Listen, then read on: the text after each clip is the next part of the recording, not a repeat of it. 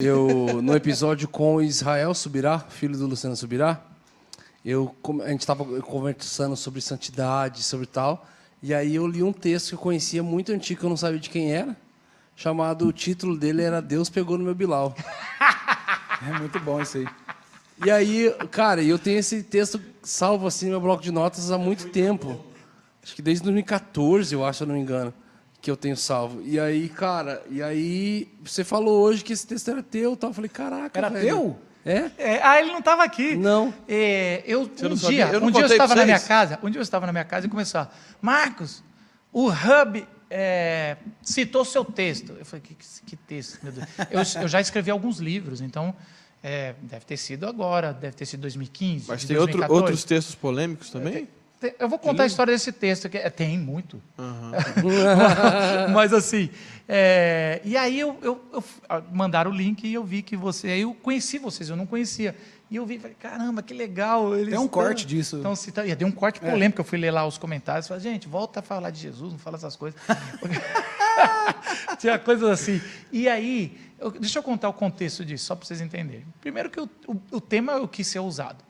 Mas eu lembro que lá para 2005, 2006, surgiu um ministério em São Paulo chamado Sex Church. Eu não sei se vocês lembram disso. Sex Church. Eu conheci esse texto no Sex Church. Isso, exatamente. E o Sex Church, ele era um site para... quase o mesmo esquema da Glocal. É para quem está procurando pornografia, chegar lá no Sex Church e tem textos sobre sexualidade lá. E umas fotos, não eram pornográficas, mas eram fotos ousadíssimas, eu acho que ainda deve ter até hoje, muito legais feitas, mas mostrando que a pornografia vai destruir. Então, esse era um ministério muito bacana. Cara, eu lembro... tinha tipo um cérebro, assim, com um vibrador eu já vi. assim, isso. Uma mulher tá fazendo um sexo disso, oral tá numa arma, como se fosse dar um tiro. Então, assim, tinha umas coisas assim... Bom, eles estavam lá para fazer o ministério deles, e eu conheci eles, achei bacana.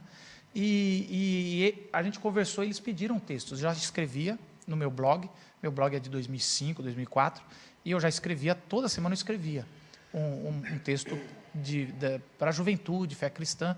Eu escrevia e eu sempre colocava temas para atrair, porque na época o Google ainda estava ali, eu falei, cara, tem que botar coisa, senão as pessoas não veem, né? E aí a gente botava esses títulos, e aí eles falaram, você escreve alguns textos? Eu escrevo. E aí um desses foi de desenvolver sobre a criação.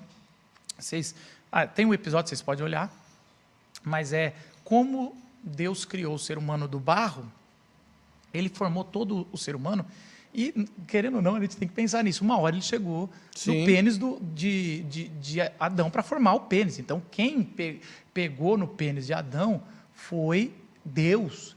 Isso, para os gregos, era um absurdo, porque Deus não pegava em barro, Deus não podia ser um pedreiro. E é engraçado que Jesus é carpinteiro, mas isso é um erro de tradução, porque Jesus era um pedreiro. O carpinteiro, na época, construía casa. Então, é o mesmo Jesus hebraico, que é um pedreiro, claramente. Vamos lembrar, a argamassa é barro. Então, quando os hebreus estão descrevendo, quando Moisés está descrevendo Gênesis, ele está falando, nosso Deus é um pedreiro. E quando Jesus vem, ele é filho de pedreiro. Então, aí todo cara da época está lendo, está entendendo isso aqui, eu estou entendendo. Os gregos não aceitavam, não. O grego, Deus cria sem tocar, só fazendo assim, ó, sim, sabe, assim só. E aí ele forma do barro, porque isso é um jeito de confrontar os outros povos. E aí, é lógico, eu peguei isso e fiz uma liberdade dizendo assim, o título era... Eu não quis fazer num Sex Church falar, Deus pegou no meu pênis. Poderia ser mais leve.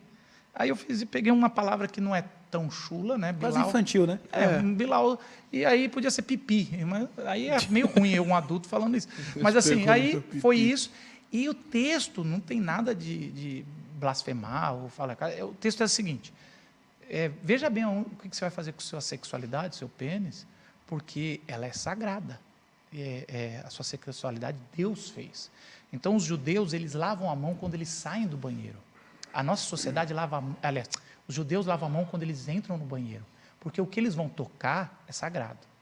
E nossa sociedade lava quando sai, porque tem uma visão suja do pênis.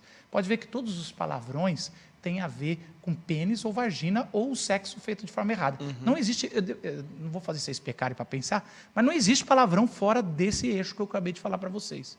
E palavrão, ele é uma visão errada do sexo. Aliás, nossa sociedade tem uma visão errada do sexo. Então, você tem o saco escrotal, que era sagrado, porque é o sêmen da próxima geração, que é o Toledote, que vai aparecer algumas vezes em Gênesis, que é a geração de Adão, a geração de Noé. Então, quando Abraão fala, prometa para mim, servo, que você vai trazer uma mulher para o meu filho para continuar a geração, ele pega, só que a tradução fala, embaixo da coxa. O que é embaixo da coxa? Vai, pegou aqui? Então, no joelho. O servo pegou no saco escrotal de Abraão, e prometeu pela sua descendência que eu vou trazer uma mulher que vai honrar a sua descendência. Rapaz, esse juramento aí... Era meio complicado. Naquela época, se alguém falava, você jura? Não juro por nada, não. Eu tô... Você jura? Não, dou minha palavra. E digo mais, uma interpretação melhor é que a briga que Jacó teve com o anjo, não é que ele tirou um nervo da coxa, ele andou... Ali, ele transformou... Jacó é infértil, mas graças a Deus eles já tinham as 12 tribos, mas ali ele prejudica a sexualidade, não no sentido, ele ainda é homem, tudo, mas a descendência. Você vê como é que está lá, só que a gente não pode segurar, porque a gente vê como algo negativo. Aonde é a aliança mais forte do judaísmo, aonde determina que ele tem a marca do povo de Deus? Não é na testa. A marca da besta é na testa. Porque a gente acha que o sagrado nosso é o nosso cérebro. A gente acha que o nosso... Aqui é onde vamos estudar, no judaísmo é o pênis. Então, assim, a gente não vê porque a nossa sociedade não deixa ver. Eu escrevi esse texto. Agora, esse texto, ele foi escrito em 2007, meu amigo. Então, faz 20 anos. E mesmo assim ainda choca alguns que estão vendo, como assim? Porque a gente tem que repensar. Você falou que eu não ia conversar de sexualidade, está aí, eu vou a sexualidade, a gente tem que ser repensada à luz da palavra de Deus. E aí, gostou desse vídeo? Ele é apenas um corte de um longo bate-papo. A nossa missão é fazer você entender a palavra de Deus com autoridade. Se você quer assistir esse vídeo completo, o assunto todo, clica no card que já deve ter aparecido aqui em cima. A gente se vê lá. Tchau!